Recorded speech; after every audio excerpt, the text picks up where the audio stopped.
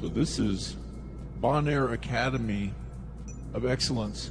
We call this a field ops because we got rained out right in the middle of a diagnostic, very tough diagnostic, and we ran into a couple things. So what we need to do is had time now to research this unit, large package unit, a lot of wires, a lot of safeties, and instead of having to have our general manager go out, we're going to do a 1, 2, 3 test, show how we're going to tackle this very quickly. This is the time, TOC, time off control. All those wires going in there are from some kind of safety or protection, whether it's pressure switch, fuse, ambient temperature switch. That's a compressor contact. Is what they call an economizer, or what they're calling the money saver. First thing we need to do, we're going to check that relay. We've already checked it, okay? But here's a transformer. We need to verify that that transformer is putting out 120 to that relay. We need to make sure that that transformer is putting out 120 here to the side of that economizer or the T. We got to make sure that this, but we've already checked this is our low voltage circuit. As you notice, there's 24 from the red to that Y1, cool. That's the coil across that relay. You see that relationship there? 1 to 3 is the low voltage, 2 to 4 is the high voltage. So very simply, with knowing that now we know what's going on. All that stuff right there is those white wires coming out there. And this coil is the coil for that contactor for the compressor.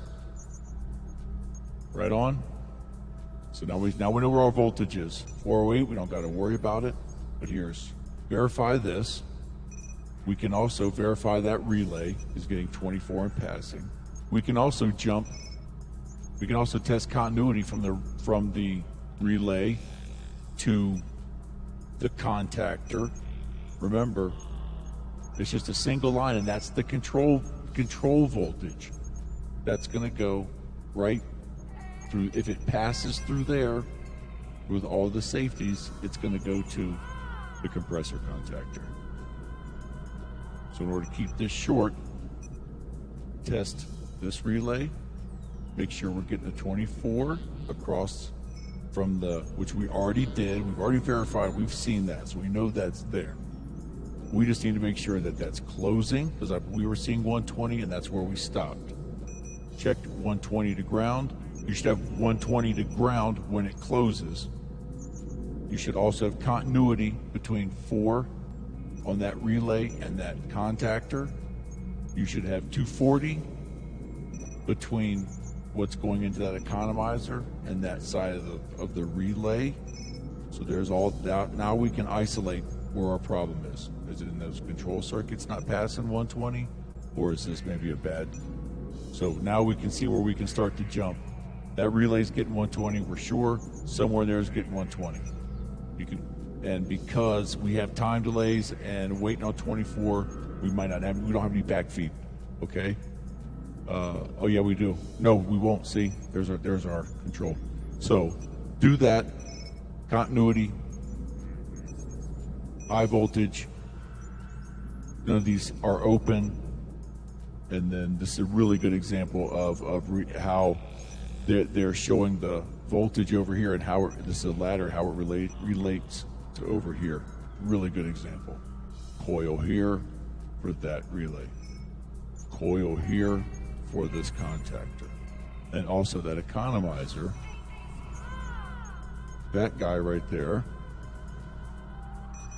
is right here. When that blower, it's waiting for the blower. When the blower, it's going to initiate that economizer. If it's waiting, there's a certain temperature, I believe, and there's that contactor.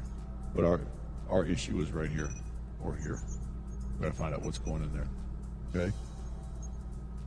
So hopefully we'll keep this kind of short and sweet. I hope I don't ramble too much. Get out there and get after it. We can do things like this where even though we got rained out, everything's going to work out. Alex doesn't have to go out. Everybody's going to learn. This is a tough schematic. So basically what we did was we just shook the world and let our dreams come out of it.